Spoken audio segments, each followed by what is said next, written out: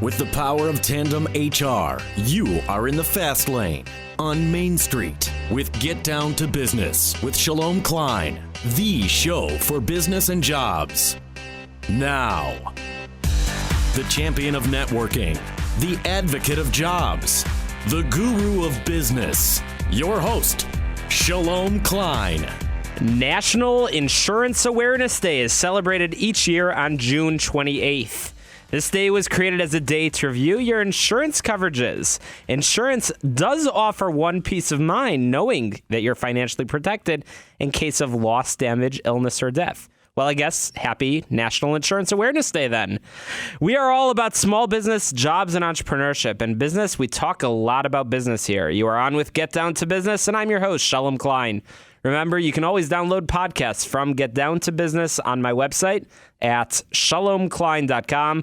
And while you are there, don't forget to follow me on Twitter at Shalom Klein. Get Down to Business is powered by Tandem HR, your solution center. You can find them at tandemhr.com or call 630-928-0510. Once again, they can be found at tandemhr.com, 630-928-0510. You can also email them, simplify@tandemhr.com. This week, we'll be joined by guests Linda Forman speaking about women in business. We're going to be talking with David Levine from Illinois Nut and Candy, Paul Miller from the Poly Group, and Tom Peters from Symbol Job Training. A great lineup of guests. Once again, all about small business, jobs, and entrepreneurship. And I can think of nobody better to talk about such an important issue in business, women in business, than my very good friend, Linda Forman, who has been involved in the National Association of Women Business Owners for as long as I've known you, Linda. And we're just thrilled to have you on Get Down to Business. Thanks for joining us. Well, thank you very much, Shalom. I'm very happy to be here and certainly happy to talk about NAWBO Chicago, which is one of my favorite organizations. One of your favorite. I'd love to hear about some of the others if we have some time. So, Linda, before we jump into talking about NAWBO, tell us about sort of who you are, what you do, and I guess how you got involved in such a special organization. Well, I'm a CPA. I have my own firm in Evanston, Illinois, overlooking a beautiful lakefront right now. And I was formerly a partner with a larger firm. And would you believe that one of my male partners a few years ago said to me, "You have to get involved in this women's business organization." And I thought, oh, no, this is not where the action is. Boy, was I wrong. And it wasn't like a dating setup or something like that. It wasn't that's where he met like his significant other. No, it was not. He recognized the power of the organization and that it was a lot different from many of the other women's organizations. It's something that people really pay attention to when you mention the word NAWBO. We have political clout. We train people. We're mentoring. We're just a tremendous resource, and it really makes you look smarter. It definitely does. So, Linda, you as a business owner owning a firm in Evanston, through the organization, through NAWBO, have you met some people that you've been able to work with? Actually, right now we're working on a very significant matching, and NAWBO oftentimes is all about connections. This doesn't happen at your first meeting, obviously, but client came to me referred by someone else who a long time ago I probably was in that NAWBO track, and she had a business, and she was depending on one key person to do a lot of the technical work. And that key person didn't have the kind of entrepreneurial timeliness and flair that she needed. And she was saying, gee, I don't know if we can get this off the ground. And suddenly I realized, oh, my goodness, there is a perfect company with a long line of experience at NAWBO, and they would be perfect because they've got the technical capabilities, the security capabilities, and we can really get this business to go forward. And it turned out to really do the trick, and this is going to be a marvelous business that is going to work well for both of them. And on a personal note, I joined you, Linda, at the recent NAWBO luncheon, which was just a fantastic experience. I met so many wonderful people. And you're right, the clout is there. I saw I was standing with you when our Attorney General, Lisa Madigan, walked through. And I mean, she wanted to be in that room. She wanted to be surrounded by friends. And she is a real supporter of the organization. And you saw how seriously people take the organization, which is just fantastic. And the chocolate hour at the end of the luncheon certainly didn't hurt either. It was just a wonderful event all around. So NAWBO is such a great organization.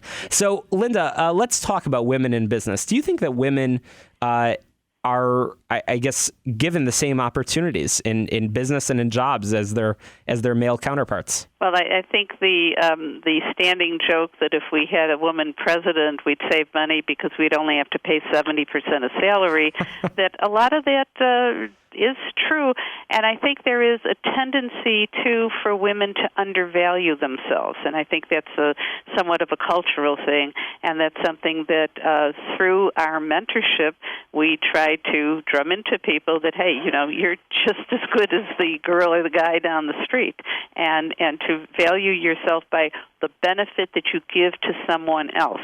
And it sets people's minds in a different view, and it's a really good thing, especially when you're an entrepreneur, you're starting out, and you don't have a lot of people to talk to or that you trust to open up to. And we're talking with Linda Forman, a CPA in Evanston, and a very active and involved member of NAWBO, who's telling us about women in business. And Linda, you and I know a lot about how difficult it is to start a small business. It's a lot of hard work. They don't call it building a business for no reason. It really is building the opportunities, and you have to work hard, long hours, day and night, and women, I mean, I think women, I've met some of the most amazing women business owners that are out there. They're juggling family lives. They're taking care of their household, but also running very, very successful business operations as well. Can you tell us some of the success stories of some of your, I know, lobbying work that you've been that you've been using NAWBO for to create the right environment for women in business? Well, besides valuing ourselves, we also have to set priorities. And one of the things that women especially, and it isn't only women, because I had a discussion before this week with a male client who has the same issue. Entrepreneurs tend to do everything themselves, and it's hard to let go of certain tasks because you did it before when you were smaller, and only you can do it as well. And what you really have to do is you have to purchase your time. That sounds kind of funny, but you have to hire people to take care of the things that you either like doing the least or really aren't as beneficial. Nobody sells your company like you, and you've got to be out there in front of people or keeping your current clients happy by popping in, making calls, having ideas, and you have to start thinking about having a staff. Whether it's a temporary, situation, they have somebody in, several hours a week, or a permanent full-time commitment. This is an investment just as much as computers and machinery and anything else. Fantastic advice for women or men in business. Delegate, outsource, make sure you build the right team for success in your small business. Very, very important information. So, Linda, tell us about some of the work that you've been engaged in through NAWBO and through some of the other organizations. I believe you're also involved in the Illinois CPA Society. You're just about as actively involved as it gets in the world of small business. What are the things you're working on? Well, I've been very fortunate because I'm a past vice president and board member of the Illinois CPA Society, and also am fortunate enough to be on their PAC, and we just had a legislative dinner earlier this week, and which also included Robin Gable, who came to the NAWBO event, sat at your table. She's a representative from the Evanston area, and Elaine Nekritz was at the meal earlier this week, and she was involved in really getting the pension discussion not only started, but kept it going for the state of Illinois, which was so an important. Awfully brave thing to do.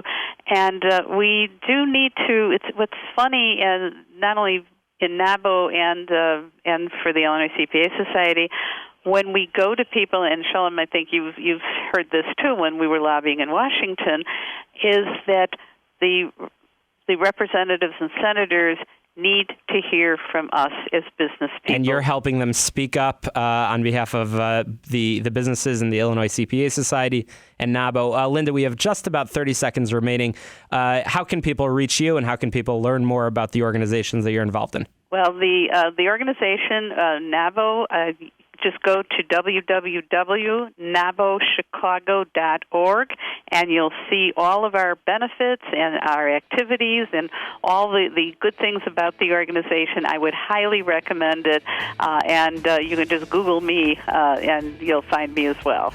Linda Forman, thanks for joining us, talking all about business and women in business through a wonderful organization, NAWBO Chicago. You can join me for breakfast and networking at MB Financial Bank in Morton Grove on July 8th. Find out more and download podcasts from Get Down to Business on my website at shalomklein.com. After the break, let's talk more small business, jobs, and entrepreneurship.